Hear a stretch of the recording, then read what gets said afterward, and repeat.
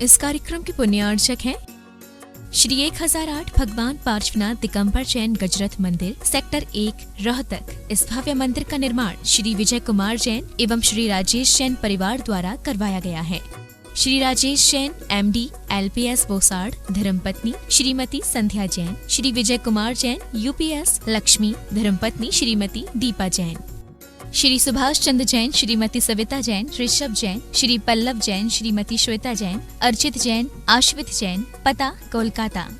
Shri Amit Jain, Pramanik Nivesh, business partner of Motilal Oswal financial services limited, one stop solution, free demat खाता, share, commodity, mutual fund, portfolio management, बीमा, retirement plan, child plan, wealth management इत्यादि। Office address A23 गली number 3 गुरु नानकपुरा लक्ष्मी नगर दिल्ली 92 8860666844 9990111942 01143033809। पम पम बम बम हम हम शम शम तम तम पम पम झम झम झीम झीम छिम छिम दाम दाम द्रीम द्रीम द्रव दवे नमोरति भगवती श्रीमती पवित्र तंजु निषिंच्यामि स्वाहा। उदक चंदन तंडुल पुष्पकै चरिषुदीप सुधूप फलार्घ कै धवल मंगल गाने रवाकुले जिने ग्रहे अभिषेक महम्यजे ओम ह्रीम अभिषेकांत विश्वादि वीरांते वनवा अर्घं द्रौपामते। नमो लोये शब्दशाहूनम चत्तारिमूलमन्तामूलं सिद्धामूलं सावमूलं केलिवनत्तो धम्ममूलं चतारिलोत्तमा सिद्धालोत्तमा सावलोत्तमा केलिवनत्तो धम्मलोत्तमो चतारिशनबोध्यामि सिद्धेशनबोध्यामि सावशनबोध्यामि केवलीपनत्तं धम्मं शरणबोध्यामि। ओम ह्रीं अनादिमूलमन्त्रेभ्यो नमः। सर्वशान्तिं तुष्टिं पुष्टिं च कुरु कुरु। ओम नवरते भगवते प्रचिनाशे दुष्कर्मसाय दिव्यतेजो मूर्ति नमः। श्री शांतिनाथाय शांतिकराय सर्वविघ्न प्रणाशनाय सर्वरोगा मृत्यु विनाशनाय सर्वप्रकृतिदोपद्रव विनाशनाय सर्वथाम डामर विनाशनाय। ओम ह्रां ह्रीं ह्रूं ह्रौं रस्याउषा सर्व शांतिं तुष्टिं पुष्टिं च कुरु कुरु। ओम ह्रूं छुं फट कीटिं कीटिं घाते घाते परविघ्नान् स्फोट स्फोट सस्कंडान् कुरु कुरु परमुद्रान् छिन् छिन्द परमन्त्रान् भिन्द भिन्द छ ह्रूं फट सर्व शांतिं कुरु कुरु। ओम ह्रीं श्रीं क्लीं ऐं मरहमस्यावसानहद् विद्याय नमो ह्रींतानं रोम सर शांतिं कुरु कुरु। ओम अहराम श्री ह्रीं आहुरुम उहुरौं साहर जगदातप विनाशनाय ह्रीं श्री शांतिनाथाय नमः। सर शांतिं कुरु कुरु। ओम ह्रीं श्री शांतिनाथाय शोकतर सत्प्रातिहार मणिता शोकतर सत्प्रातिहार सोन पदब्दायं लर्मिं विजाय सर्वदो शांतिकराय नमः। सर शांतिं कुरु कुरु। ओम ह्रीं श्री शांतिनाथाय सुरपुष्पुष्टि सत्प्रातिहार मणिता सुरपुष्पुष्टि सत्प्रातिहार सोन पदब्दायं लर्मिं विजाय सर्वदो शांतिकराय नमः। सर शांतिं कुरु कुरु। ओम ह्रीं श्री शांतिनाथाय दिव्यध्वनि सत्प्रातिहार मणिताय दिव्यध्वनि सत्प्रातिहार सोन पदब्दायं लर्मिं विजाय सर्वदो शांतिकराय नमः। सर शांतिं कुरु कुरु। ओम ह्रीं श्री शांतिनाथाय चामरोत्तोलन सत्प्रातिहार मणिताय चामरोत्तोलन सत्प्रातिहार सोन पदब्दायं लर्मिं विजाय सर्वदो शांतिकराय नमः। सर शांतिं कुरु कुरु। ओम ह्रीं श्री शांतिनाथाय सिंहासन सत्प्रातिहार मणिताय सिंहासन सत्प्रातिहार सोन पदब्दाय कमलर्मिं विजाय सर्वदो शांतिकराय नमः। सर शांतिं कुरु कुरु। ओम ह्रीं श्री शांतिनाथाय भामंडल सत्प्रातिहार मणिताय भामंडल सत्प्रातिहार सोन पदब्दाय झुमलर्मिं विजाय सर्वदो शांतिकराय नमः। सर शांतिं कुरु कुरु। ओम ह्रीं श्री शांतिनाथाय दुंदुभि सत्प्रातिहार मणिताय दुंदुभि सत्प्रातिहार सोन पदब्दाय झुमलर्मिं विजाय सर्वदो शांतिकराय नमः। सर शांतिं कुरु कुरु। ओम ह्रीं श्री शांतिनाथाय छत्तत्र सत्प्रातिहार मणिताय छत्तत्र सत्प्रातिहार सोन पदब्दाय कमलर्मिं विजाय सर्वदो शांतिकराय नमः। सर शांतिं कुरु कुरु। ओम ह्रीं श्री शांतिनाथाय प्रातिहार याश्चैताय बीजाष्टमंडन मणिताय सर्वविघ्न शांतिकराय नमः। सर शांतिं कुरु कुरु। ओम ह्रीं अर्हं नमो जिनानं सर्व शांतिर्भवतु। ओम ह्रीं अर्हं नमो ओहि जिनानं सर्व शांतिर्भवतु। ओम ह्रीं अर्हं नमो परमोहि जिनानं सर्व शांतिर्भवतु। ओम ह्रीं अर्हं नमो शम्भोहि जिनानं सर्व शांतिर्भवतु। ओम ह्रीं अर्हं नो अनन्तोहि जिनानं सर्व शांतिर्भवतु। ओम ह्रीं अर्हं नमो कोटबुद्धीनां सर्व शांतिर्भवतु। ओम ह्रीं अर्हं नमो बीजबुद्धीनां सर्व शांतिर्भवतु। ओम ह्रीं अर्हं नमो पदानुसारिणां सर्व शांतिर्भवतु। ओम ह्रीं अर्हं नमो संभिंशोदाराणां बुद्धानां सर्वशान्तिर्भवतु ओम ह्रीं अर्हं नमो संयम शुद्ध बुद्धानां सर्वशान्तिर्भवतु ओम ह्रीं अर्हं नमो पत्ते बुद्धानां सर्वशान्तिर्भवतु ओम ह्रीं अर्हं नमो बोहि बुद्धानां सर्वशान्तिर्भवतु ओम ह्रीं अर्हं नमो उजुमदीनां सर्वशान्तिर्भवतु ओम ह्रीं अर्हं नमो विवुरमदीनां सर्वशान्तिर्भवतु ओम ह्रीं अर्हं नमो दशपुबीनां सर्वशान्तिर्भवतु ह्रीं अर्हं नमो चौदशपुबीनां ओम सर्वशान्तिर्भवतु ह्रीं अर्हं नमो ठगमहानिमित्त कुशलानां सर्वशान्तिर्भवतु ओम ह्रीं अर्हं नमो बनिधिपत्तानां ओम सर्वशान्तिर्भवतु ह्रीं अर्हं नमो विद्याहरानां सर्वशान्तिर्भवतु ओम ह्रीं अर्हं नमो चारणानां सर्वशान्तिर्भवतु ओम ह्रीं अर्हं नमो पन्नसमनानां सर्वशान्तिर्भवतु ओम ह्रीं अर्हं नमो आकाशगामिनां सर्वशान्तिर्भवतु ओम ह्रीं अर्हं नमो आशिविशानं सर्वशान्तिर्भवतु ओम ह्रीं अर्हं नमो दिट्ठविशानं सर्वशान्तिर्भवतु ओम ह्रीं अर्हं नमो उग्गतवानं सर्वशान्तिर्भवतु ओम ह्रीं अर्हं नमो दित्ततवानं सर्वशान्तिर्भवतु ओम ह्रीं अर्हं नमो तत्ततवानं सर्वशान्तिर्भवतु ओम ह्रीं अर्हं नमो महातवानं सर्वशान्तिर्भवतु ओम ह्रीं अर्हं नमो घोरतवानं सर्वशान्तिर्भवतु ओम ह्रीं अर्हं नमो घोरगुणानं ओम सर्वशान्तिर्भवतु ह्रीं अर्हं नमो घोरपरक्मानं ओम सर्वशान्तिर्भवतु ह्रीं अर्हं नमो घोरगुणबम्भयारिणं सर्वशान्तिर्भवतु ओम ह्रीं अर्हं नमो आमो सहिपत्तानं ओम सर्वशान्तिर्भवतु ह्रीं अर्हं नमो खेलो सहिपत्तानं ओम सर्वशान्तिर्भवतु ह्रीं अर्हं नमो जल्लो सहिपत्तानं ओम सर्वशान्तिर्भवतु ह्रीं अर्हं नमो विठ्ठो सहिपत्तानं ओम सर्वशान्तिर्भवतु ह्रीं अर्हं नमो सव्वो सहिपत्तानं सर्वशान्तिर्भवतु ओम ह्रीं अर्हं नमो मनबलिनां ओम सर्वशान्तिर्भवतु ह्रीं अर्हं नमो बचिबलिनां सर्वशान्तिर्भवतु ओम ह्रीं अर्हं नमो कायबलिनां सर्वशान्तिर्भवतु ओम ह्रीं अर्हं नमो क्षीरसवीनां सर्वशान्तिर्भवतु ओम ह्रीं अर्हं नमो शप्पिशवीनां सर्वशान्तिर्भवतु ओम ह्रीं अर्हं नमो महूशवीनां सर्वशान्तिर्भवतु ओम ह्रीं अर्हं नमो अमीशवीनां सर्वशान्तिर्भवतु ओम ह्रीं अर्हं नमो क्षीणमहानशानां सर्वशान्तिर्भवतु ओम ह्रीं अर्हं नमो बद्धमानानं सर्वशान्तिर्भवतु ओम ह्रीं अर्हं नमो लोये शवसिद्धाय जनानां सर्वशान्तिर्भवतु ओम ह्रीं अर्हं नमो भगवतो महदी महावीर बद्धमान बुद्धिऋषीणं चेदि सर्वशान्ति शान्तिर्भवतु ओम नमो भगवतो वर्धमान सरिसरसजश्चक्रं जलं तं गच्छै आयासं पायलं लोयानं भूयानं जुया विवादेवा रनंगने वा थमने वा मोहने वा सवजी सत्तानं पराजितो भवतु मे रख रख स्वाहा श्री शांतिरस्तु तथास्तु शिवमस्तु तथास्तु जयोस्तु तथास्तु नित्यमारोग्यमस्तु तथास्तु सर्वेषां तुष्टिरस्तु तथास्तु पुष्टिरस्तु तथास्तु समृद्धिरस्तु तथास्तु कल्याणमस्तु तथास्तु सुखमस्तु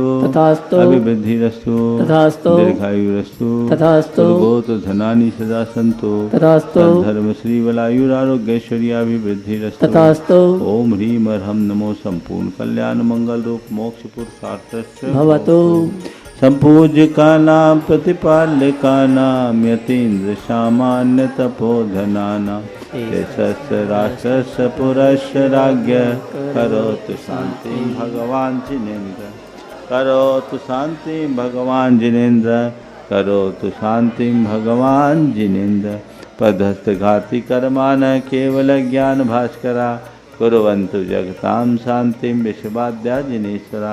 योर श्री आदिनाथ भगवान की जय जय जय चंद्रप्रभ भगवान की जय जय जय शांतिनाथ भगवान की जय जय जय नाथ भगवान की जय जय जय महावीर भगवान की जय जय 24 तीर्थंकर भगवंतों की जय जय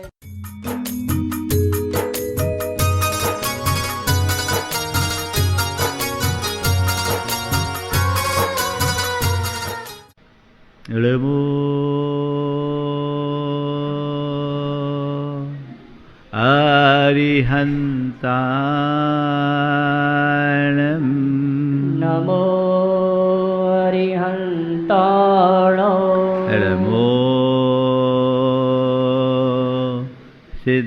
सिद्धाणं नमो सिद्धाण नमो आयर्याणं नमो आयर्याण नमो उवज्झायाणं नमो उवज्झायाण नमो लोये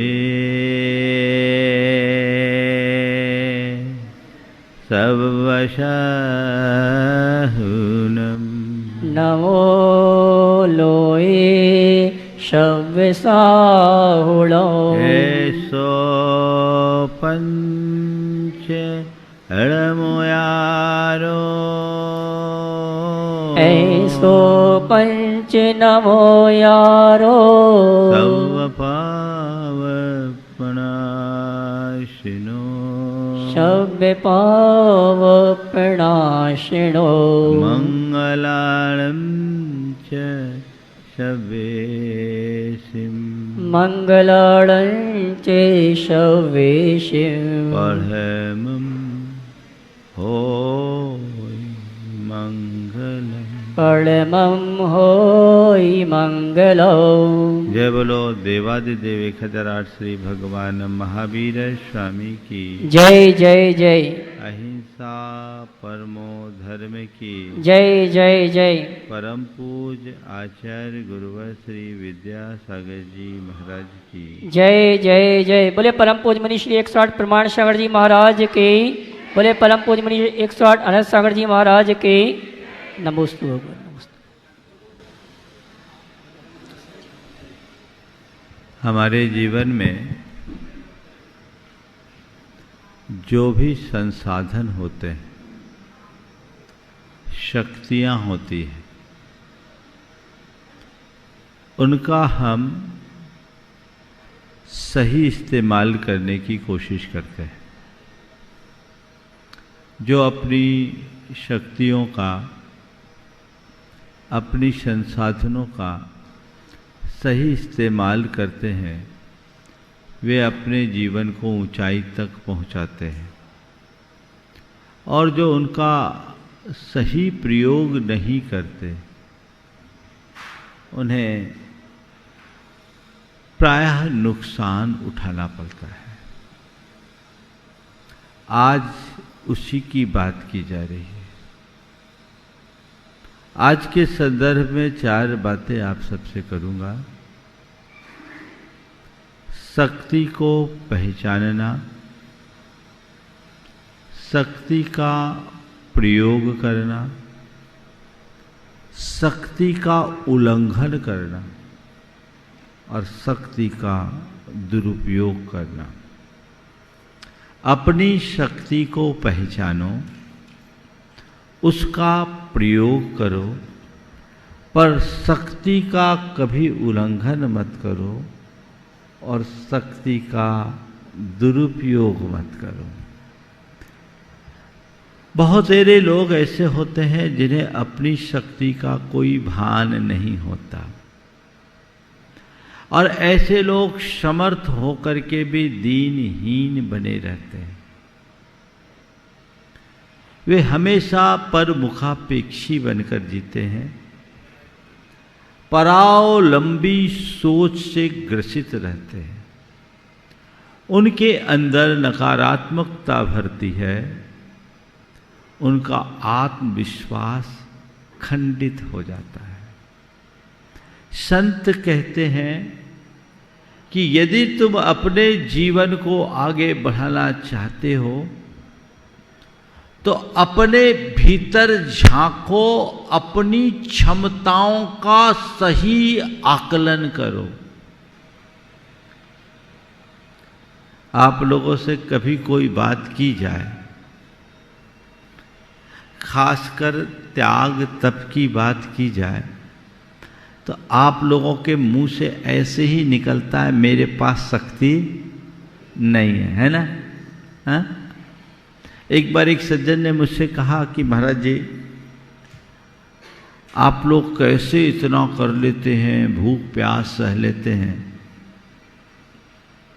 हम लोगों से तो बिल्कुल नहीं रहा जाता, इतना कष्ट कैसे सह लेते हैं? मैंने उनसे कहा ये बताओ, कभी दुकान में जाना पड़ा हो और ऐसा निमित्त हो कि सुबह से बिना कुछ खाए पिए गए, जोर से भूख लग रही, मन व्याकुल हो, और तुमने सोच लिया कि कोई आए और रिलीवर नहीं आ रहा, मन बना लिया 5 मिनट और इंतजार करते हैं, 2 बज गए हैं, अभी तक कोई नहीं आया, अब शटर गिरा के मैं घर जाऊंगा। 4 मिनट बीत गए, 5वें मिनट में कुछ ग्राहक आ गए और उस ग्राहकों को डील करने में 4 घंटे बीत गए। अब बताओ भूख कहाँ गई? बोले महाराज, ग्राहक को आता देखने के बाद भूख प्यास सब गोल हो जाती, क्योंकि पैसा आता दिखता है। जहाँ आमदनी दिखती है वहाँ परेशानी भाग जाती है। मैंने उन्हें समझाया कि हम लोग के जो आपको लगता है कि कष्ट कैसे सहते हैं, हम लोग कोई अलग हाड़ मांस के नहीं हैं, लेकिन हमारी अभिरुचि अलग है, जिसके कारण हम अपनी शक्ति को अभिव्यक्ति दे देते हैं। आपको पैसों की कमाई दिखती है तो आप भूख प्यास भूलते हो, हमें धर्म की कमाई दिखती है, हम भूख प्यास भूलते हैं। शक्ति है पर उसका बोध नहीं। और सम्मेद शिखर जी में तो रोज उदाहरण मिलते हैं। आप में से कोई व्यक्ति ऐसा नहीं होगा जो 1-8 किलोमीटर पैदल चलने को तैयार हो। मेरे बस की नहीं है। आधा किलोमीटर जाने के लिए जिसको गाड़ी चाहिए, वही व्यक्ति पूरे पहाड़ की वंदना करके आ जाता है, इतनी चढ़ाई करके आता है। किसके बल पर? हाँ, कहीं से शक्ति आ गई क्या? शक्ति थी पर छिपी हुई थी, तुम्हें पता नहीं था। तुम्हारे संकल्प ने तुम्हारी शक्ति को जगा दिया। पहाड़ पर भी चढ़ते हैं तो बहुत सारे लोग सोचते हैं कि मुझे पैदल चलना है, पर संकल्प ढीला होता है, चढ़ना शुरू करते हैं, थोड़े में ढीले हो जाते हैं, और फिर अगर 2-4 डोली वाला मिल गया, भाई साहब बैठ जाइए, बहुत ऊंची चढ़ाई है, बहन जी बैठ जाइए, अभी बहुत दूर है, तो मन ढीला होता है और बैठ जाते हो, है ना। लेकिन जो संकल्प के धनी होते हैं वो क्या कहते हैं? नहीं, मुझे तो पैदल ही चढ़ना है। क्या करना है? पैदल ही चलना है। तात्पर्य केवल इतना है कि जब मनुष्य के मन में संकल्प होता है तभी उसकी शक्तियां प्रकट होती है। शक्तियां हमारे भीतर छिपी है पर हम उसको पहचानते नहीं। शक्ति को पहचानो और संकल्पित होकर अपनी शक्ति का प्रयोग करो। शक्ति का प्रयोग करो, शक्ति को छिपाओ मत। जितनी शक्ति उतना प्रयोग करो। तो शक्ति को जानना, शक्ति का प्रयोग करना, शक्ति का दुरुपयोग कभी मत करना। तुम्हारे पास चाहे धन की शक्ति हो, चाहे सत्ता की शक्ति हो, चाहे शरीर की शक्ति हो, चाहे तुम्हारे पास अन्य कोई शक्ति क्यों ना हो, तप की शक्ति भी क्यों ना हो, शक्ति का कभी दुरुपयोग मत करना।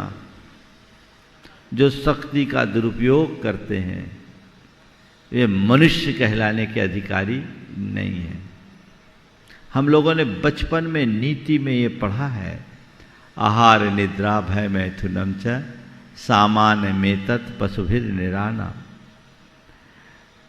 विद्या विवादाय धनम मदाय शक्ति परेशान परिपीडनाय खलस साधो विपरीत मेतत् ज्ञानाय दानाय च रक्षणाय। सबने पढ़ा है ना कि खल पुरुष के पास अगर विद्या आए तो विवाद करता है, धन मद के कारण बनता है, और शक्ति दूसरों को परेशान करने में खपती है।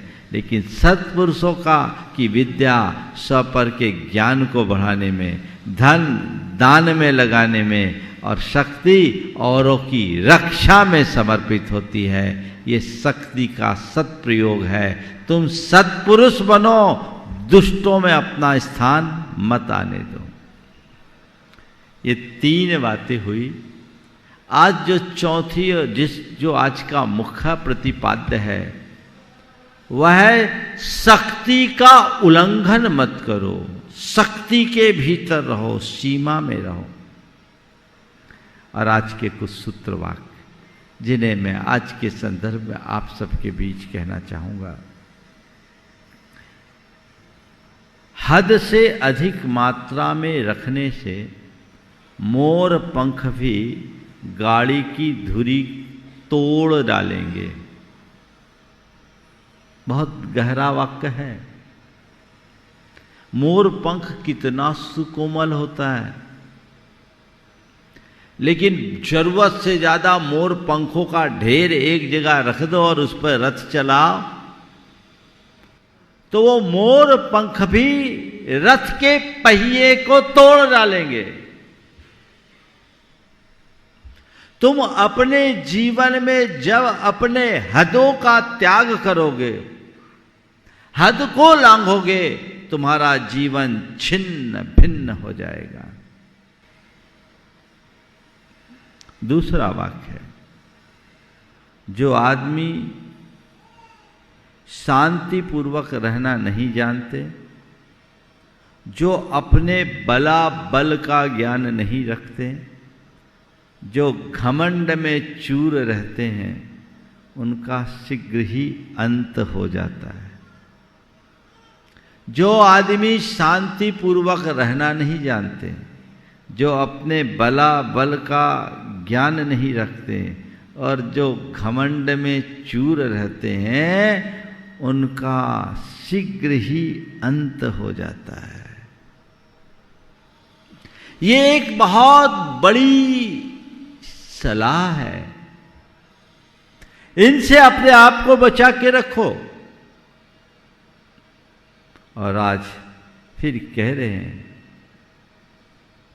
जो लोग वृक्ष की चोटी तक पहुंच गए हैं, वे यदि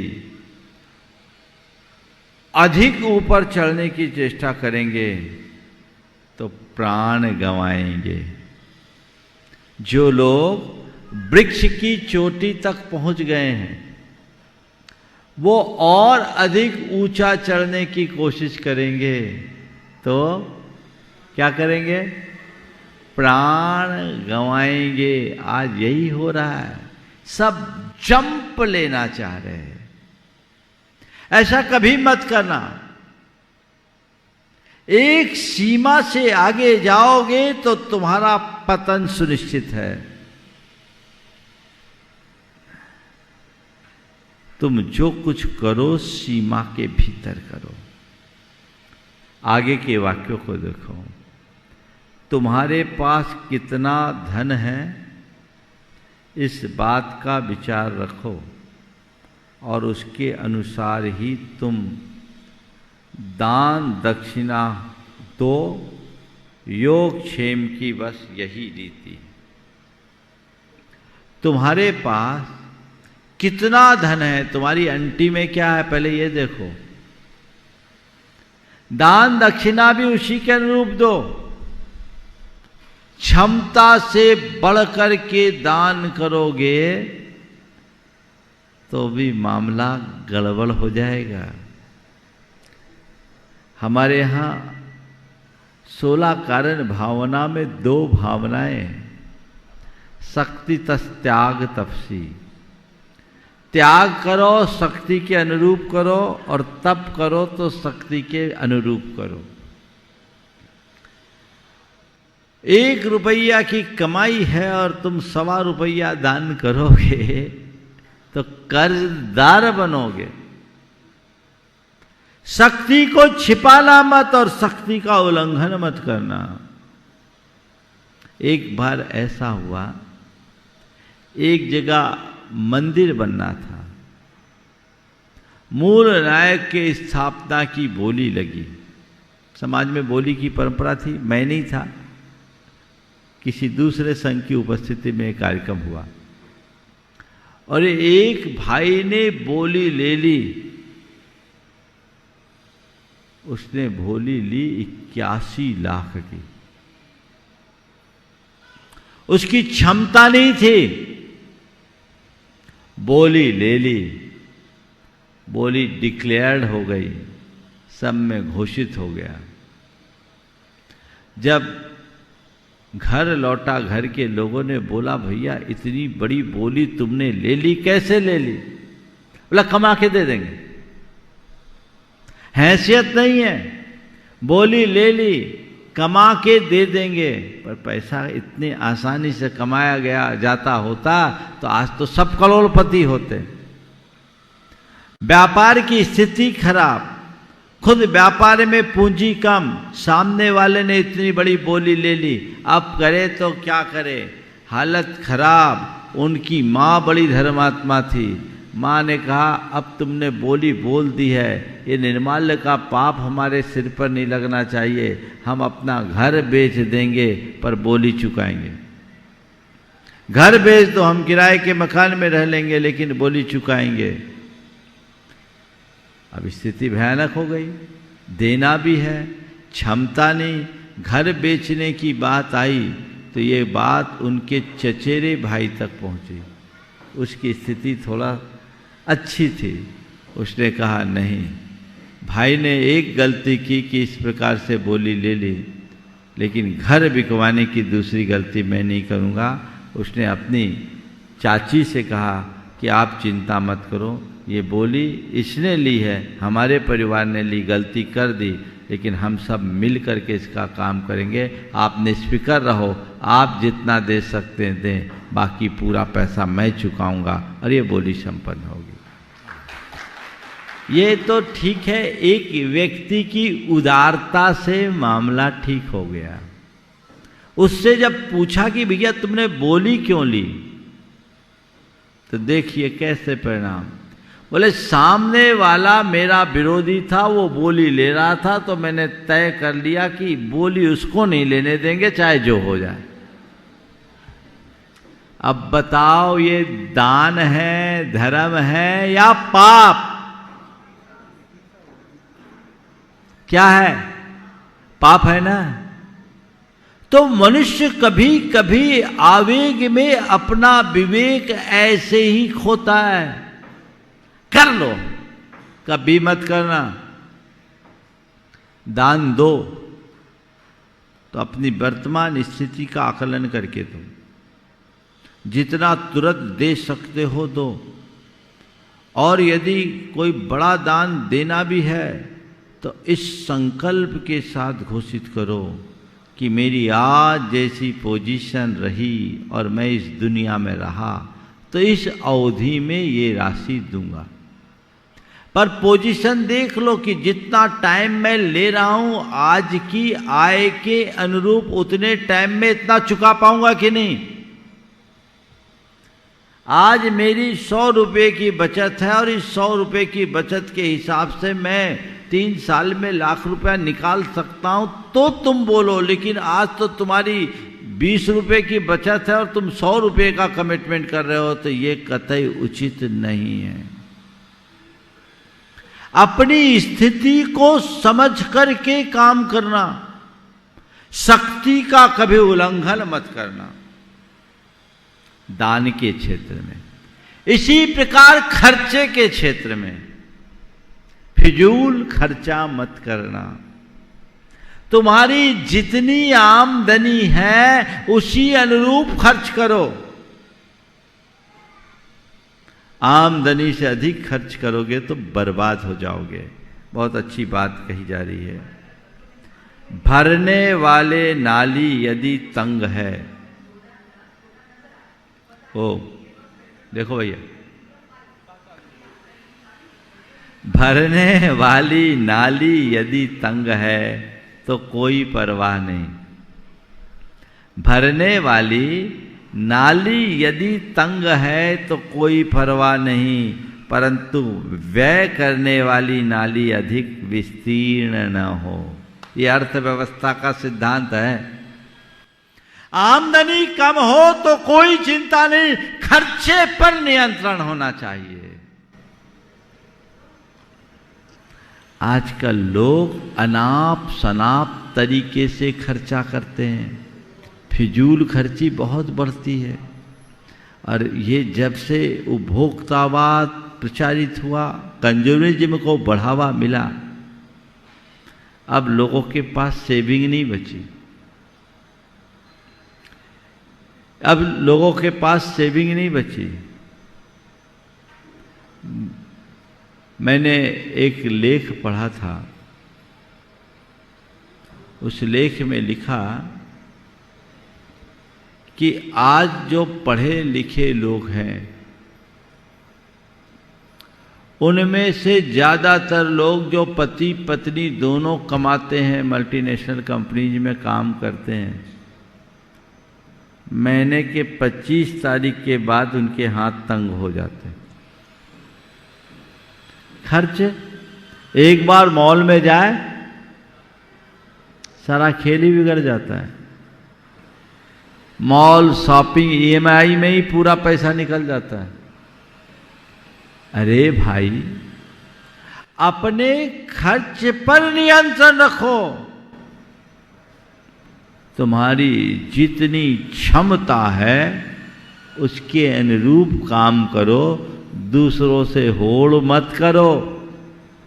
ये होड़ अंधी होड़ है, ये होड़ अंधी होड़ है।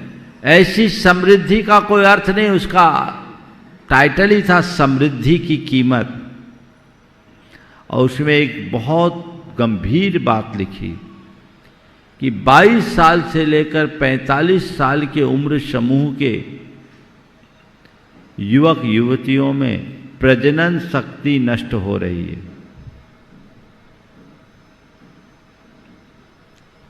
प्रजनन शक्ति नष्ट हो रही है। ये आज हम लोग आए दिन देख रहे हैं। क्यों? स्ट्रेस अधिक और बदली हुई लाइफ स्टाइल, इन पर ध्यान देना। तो भरने वाली नदी यदि तंग है तो कोई परवाह नहीं, परंतु व्यय करने वाली नाली अधिक विस्तीर्ण न हो। खर्चे पर नियंत्रण रखो, 5 पैसा भी फालतू खर्च मत करो। और तुम लोगों को देखो, दान धर्म में तो थोड़ा रुपया लग जाए तो तुम्हें खर्चा दिखता है, मौज मस्ती में। मैंने एक दिन कहा था कि मंदिर के गुल्लक में डालते समय 100 रुपया का नोट भी तुम्हें बहुत बड़ा दिखता है, और मॉल में जाते समय 2000 का नोट भी छोटा लगता है ना? नियंत्रण जहां करना है वहां करो, तभी अपने जीवन को आगे बढ़ा सकेंगे। जो अपने धन का हिसाब नहीं रखता और ना अपनी सामर्थ्य को देखकर काम करता है, वह देखने में वैभवशाली भले ही लगे, परंतु वह इस तरह नष्ट होगा कि उसका नामोल्लेख भी न रहेगा। बहुत गहरा संदेश है इसमें। जो अपने धन का हिसाब नहीं रखता और न अपनी सामर्थ्य को देखकर काम करता है, वह देखने में वैभवशाली भले ही लगे, परंतु इस तरह नष्ट होगा कि उसका नामोल्लेख भी न रहेगा। बहुत लोग आपको ऐसे देखने में मिलेंगे, खर्चा कर रहे हैं, हिसाब है नहीं। ऐसे लोग एक कुशल व्यापारी के रूप में अपना स्थान नहीं बना सकते, एक सफल व्यापारी नहीं बन सकते, एक सफल मनुष्य नहीं बन सकते। अपना हिसाब किताब पहले एकदम स्पष्ट रखो, उसमें कोई ढील नहीं होनी चाहिए, और सामर्थ्य को देख करके ही काम करो। आजकल इसकी घोर उपेक्षा हो रही। लोग अपने सामर्थ्य को भुला करके काम करते हैं, दूसरों की होड़ में करते हैं, दूसरों का अंधानुकरण करते हैं, और परिणाम हम सबके सामने ऐसा भयानक आता है जिसकी कभी भरपाई नहीं होती। साधारण आदमी भी औरों से अपनी तुलना करता है, और आजकल के समय में तो सब कुछ ब्रांडेड चाहिए, है ना? सामान से अब काम नहीं चलता। दूसरों के पास क्या है, हमें वो चाहिए, वो कैसे कपड़ा पहनता मुझे वैसे ही कपड़े पहनना है, सामने वाला कैसे घर में रहता मुझे वैसे ही घर में रहना है, वो कैसी गाड़ी मेंटेन करता मुझे वैसी गाड़ी मेंटेन करना है, वो किस तरीके के लोगों के साथ उठता बैठता खर्चा करता है मुझे भी वैसे ही करना है। ये जीने का जो कृत्रिम तरीका है इसने हमारे जीवन को छिन्न भिन्न कर दिया है। ऐसा करोगे तो अपनी शांति को खोगे, क्योंकि खींचतान के जीवन नहीं चलता। बहुत सारे लोग हैं जो ऐसी व्यवस्थाओं को बनाए रखने के लिए इसकी टोपी उसके सिर कर कर के काम चलाते हैं, पर कितने दिन लोगों को टोपी पहनाओगे? जब कलई खुलती है तो कहीं के नहीं रहते। तो जो लोग नीति विरुद्ध कार्य करेंगे, जो लोग शास्त्र विरुद्ध कार्य करेंगे, वे जीवन में कभी सफलीभूत नहीं होंगे। दूसरों से अपनी होड़ मत करो। और ऐसे लोगों की कभी तो बड़ी हास्यास्पद स्थिति हो जाती है। पति अपने दफ्तर से लौटा, पत्नी जोर से चिल्लाई, बहुत हो गया, मुझसे अब बर्दाश्त नहीं होगा, ये सब मेरे सहन के बाहर है, आप कुछ करो। बहुत हो गया, अब मुझसे बर्दाश्त नहीं होगा, मुझसे अब सहन नहीं होता, आप कुछ करो। पति ने कहा क्या बात हो गई, क्या बर्दाश्त नहीं होता, क्या सहन नहीं होता, तुम बोलो। मैंने आपसे कई बार बोला अपना ये फ्लैट अच्छा नहीं है, 5,000 रुपये महीने का फ्लैट है, ठीक नहीं है। हमारी सारी सहेलियां 10,000 रुपये महीने वाले फ्लैट में रहती हैं, मैं जब उनके बीच जाती हूँ तो नज़र भी नहीं मिला पाती। जैसे भी हो हमारा फ्लैट बदलिए। ने कहा फ्लैट अच्छा है, काम चल रहा है, अपनी आमदनी भी अच्छी है, इतनी है, इतने के लिए ठीक। चाहे जैसे आप अपनी कमाई बढ़ाओ, पर मैं इन सब बातों को भी पर स्वीकार नहीं करूँगी। हमें 10,000 रुपये महीने वाले फ्लैट में जाना है। अब पति बेचारा क्या करे? और तो मैं तो यही कहूँगा जिसकी ऐसी घरवाली वो बेचारा ही होगा, उसके पास और कोई चारा नहीं। वो बेचारा लाचार हो गया। उसने कहा ठीक है मैं कोशिश करता हूँ। 4 रोज बाद आया, उसने कहा जी सुनती हो? बोले क्या? बोले भगवान ने तुम्हारी सुन ली। सुनती हो? बोला क्या? बोले भगवान ने तुम्हारी सुन ली। बोले क्या हम 10,000 रुपये महीने वाले फ्लैट में जा रहे हैं? बोले नहीं, मकान मालिक ने इसका ही किराया बढ़ाकर 10,000 कर दिया। ये जो सोच है अच्छी नहीं। हमें सीमित संसाधनों में रहने का अभ्यास करना चाहिए, अपव्यय से बचना चाहिए, अनावश्यक खर्चे से बचना चाहिए। जहां आवश्यक है वहां लगाओ, जो अनावश्यक है वहां बचाओ। तभी तुम अपने जीवन को आगे बढ़ा सकोगे और जीवन को नई दिशा दे सकोगे, अन्यथा सब होएगा। तो ऐसे लोग इस तरह नष्ट हो जाते हैं कि उनका कोई नामोल्लेख भी नहीं रहेगा। बहुत सारे लोग ऐसे ही बर्बाद हुए, जिनको हम कहें फालतू शान में लोग अपना जीवन बर्बाद करते हैं। मैं कहता हूँ फालतू शान बर्बादी की निशान। ऐसी शान अपने जीवन में कभी मत होने दो और बर्बादी से अपने आप को बचाओ। जो आदमी अपने धन का लेखा जोखा न रखकर खुले हाथों से उसे लुटाता है,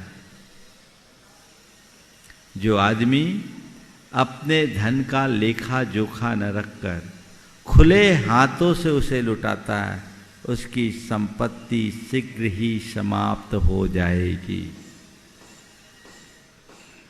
व्यक्ति को अपना लेखा जोखा करना चाहिए, बैलेंस शीट पर ध्यान रखना चाहिए। एक सफल व्यापारी के लिए बहुत जरूरी है। जो व्यक्ति अपने अकाउंट को ठीक नहीं रख सकता, जो व्यक्ति अपना लेखा जोखा ठीक नहीं रख सकता, जो व्यक्ति अपने बैलेंस शीट के अनुरूप काम नहीं करता, उस पर नजर नहीं रखता, उसको तो एक दिन बर्बाद होना ही है। ये तो आज भी एडवाइस देते हैं कि नहीं देते? आप लोग चार्टर्ड अकाउंटेंट से ऑडिट कराते हो, परामर्श लेते हो, वो आपका ऑडिट करने के बाद अगर बैलेंस शीट में कुछ गड़बड़ होता है तो आपको उसे ठीक करने के लिए सावधान और सतर्क करता है कि नहीं करता? क्यों राजकुमार जी? हाँ, ये हजारों साल पहले की बात है। आय से अधिक व्यय मत करना, सीमा के भीतर रहना। सीमा का उल्लंघन करोगे तो बर्बाद हो जाओगे। तो मेरी जो सीमा है उसमें रहना, शक्ति को जानना है, शक्ति का प्रयोग करना है, शक्ति को छिपाना नहीं, और शक्ति का दुरुपयोग नहीं करना, शक्ति का उल्लंघन भी नहीं करना। एक आदमी के पास शक्ति है, वो शक्ति को जान नहीं रहा है, वो आदमी आगे नहीं बढ़ पाएगा। शक्ति है पर उसको छिपा रहा है, उसका प्रयोग नहीं कर रहा है, वो आदमी भी नहीं जा बढ़ पाएगा। और कोई है तो शक्ति का दुरुपयोग कर रहा है, दुरुपयोग करने वाला भी गलत है। तुम्हारे पास धन है, तुम्हें उसका पता नहीं, कोई मतलब नहीं। धन है पर तुम उसका सही प्रयोग नहीं कर रहे हो, जोड़ जोड़ कर रख रहे हो, उसका भी कोई मतलब नहीं। धन है तो पाप में, पाखंड में, सुरा सुंदरी में बहा रहे हो, तो ये भी गलत है। और धन है तो क्षमता से ज़्यादा लुटा रहे हो, ये भी गलत है। बस जानना केवल इतना है कि शक्ति को पहचानो और शक्ति का सही प्रयोग करो। उन्नति का यही आधार है। समय आप सबका हो गया, यहीं पर विराम। बोलिए परम पूज आचार्य गुरुवर श्री विद्यासागर जी महाराज। इस कार्यक्रम के पुण्यार्चक थे श्री 1008 भगवान पार्श्वनाथ दिगंबर जैन गजरथ मंदिर, सेक्टर 1 रोहतक। इस भव्य मंदिर का निर्माण श्री विजय कुमार जैन एवं श्री राजेश जैन परिवार द्वारा करवाया गया है। श्री राजेश जैन MD LPS वोसाड, धर्मपत्नी श्रीमती संध्या जैन, श्री विजय कुमार जैन UPS लक्ष्मी, धर्मपत्नी श्रीमती दीपा जैन, श्री सुभाष चंद्र जैन, श्रीमती सविता जैन, ऋषभ जैन, श्री पल्लव जैन, श्रीमती श्वेता जैन, अर्चित जैन, आश्वित जैन, पता Kolkata. Shri Amit Jain, Pramanik Nivesh, business partner of Motilal Oswal financial services limited, one stop solution, free demat खाता, share, commodity, mutual fund, portfolio management, बीमा, retirement plan, child plan, wealth management इत्यादि। ऑफिस एड्रेस A23 गली नंबर 3, गुरु नानकपुरा, लक्ष्मी नगर, दिल्ली 92। 8860666844 9990111942 01143033809।